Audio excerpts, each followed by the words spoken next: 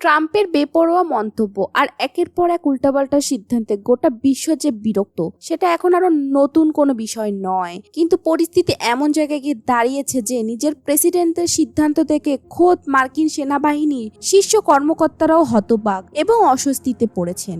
আর এর মধ্যে সামনে এসছে এমন একটি খবর যেটা শুধু আমেরিকায় নয়, ভারতকে নিয়েও গোটা বিশ্বকে নতুন করে ভাবতে বাধ্য করেছে।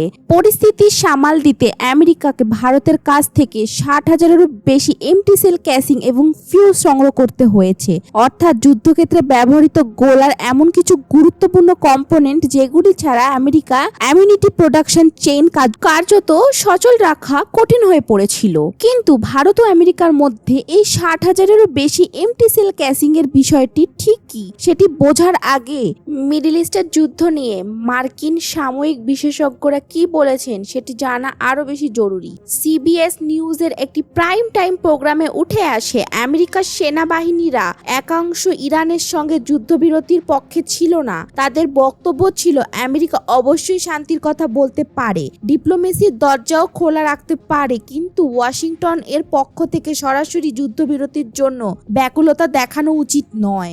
শেষ পর্যন্ত ঘটনাও প্রায় সেটাই। ট্রাম্প নিজে অহংকারে আমেরিকার বিরাট জয়ের গল্প শোনালেও বিশ্বের বড় বড় গ্লোবাল মিডিয়া অন্য ছবি তুলে ধরছিল।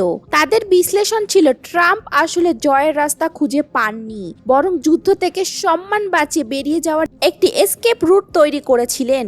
আর ইরান সেই সিজ ফায়ারকে নিজের বিজয় হিসেবে তুলে ধরলো। ফলে যুদ্ধক্ষেত্রের বাইরে ন্যারেটিভের লড়াইয়েও ওয়াশিংটন বড় ধাক্কা খেলো। এখন আমেরিকা আবার ইরানের বিরুদ্ধে অ্যাটাক শুরু করেছে।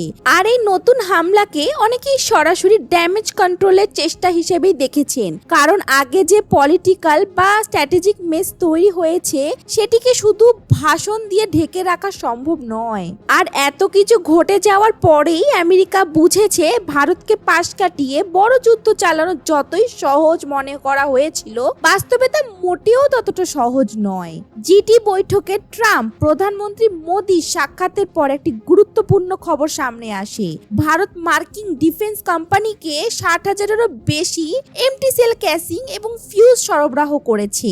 এই খবরটি চমকে দেওয়ার মতন, কারণ এটি আমেরিকার অ্যামিউনিশন শর্টেজের ভয়াবহ বাস্তবতাকে সামনে এনে দিয়েছে। আমেরিকার 155 মিলিমিটার আর্টিলারি শেলসের স্টক দ্রুত শেষ হয়ে যাচ্ছে।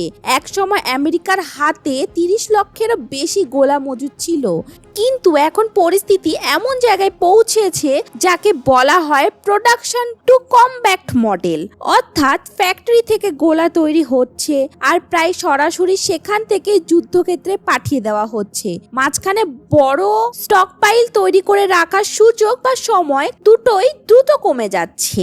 এই অবস্থায় ভারত গত কয়েকদিনের মধ্যেই আমেরিকাকে 60,000-এরও বেশি 155 মিলিমিটার আর্টিলারি শেলসের এমটি ক্যাসিং বা প্রয়োজনীয় ফিউজ পাঠিয়েছে। সহজ ভাষায় বললে ভারত গোলার খালি ধাতব কাঠামো দিয়েছে, সঙ্গে দিয়েছে ফিউজ, কিন্তু তার ভেতরে এক্সপ্লোসিভ মেটেরিয়াল বা বারুদ দেয়নি। তাই টেকনিক্যালি ভারত কোনো সম্পূর্ণ তৈরি অস্ত্র সরবরাহ করেনি, বরং আমেরিকার কমিউনিটি ম্যানুফ্যাকচারিং সাপ্লাই চেনকে শক্তিশালী করেছে। এই জায়গাতেই ভারত ডিপ্লোমেসি ক্যালকুলেশন অত্যন্ত সূক্ষ্ম। ভারত বলতে পারে যুদ্ধের জন্য তৈরি কম্পোনেন্ট সরবরাহ করা হয়েছে, কিন্তু সরাসরি কোনো কমপ্লিট উইপন দেওয়া হয়নি।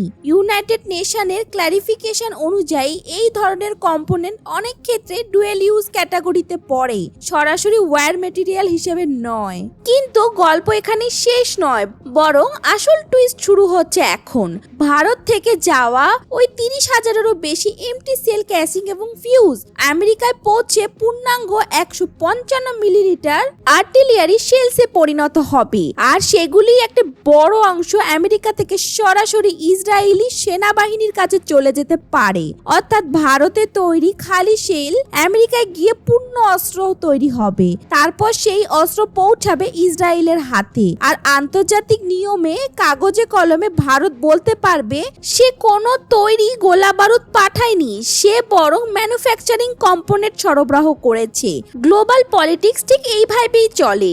এখানে কে কাকে অস্ত্র দিল তার চেয়েও গুরুত্বপূর্ণ হয়ে ওঠে অস্ত্রটি কোন অংশ কোথায় তৈরি হলো, কোথায় অ্যাসেম্বল হলো, আর শেষ পর্যন্ত কার হাতে পৌঁছালো। তো বন্ধুরা, আপনাদের যদি রয়েস ফেয়ার চ্যানেলটি ভালো লেগে থাকে তো অবশ্যই সাবস্ক্রাইব করে দেবেন আর লাইক কমেন্ট শেয়ার করে অবশ্যই ভিডিওটির পাশে থাকবেন। জয় হিন্দ।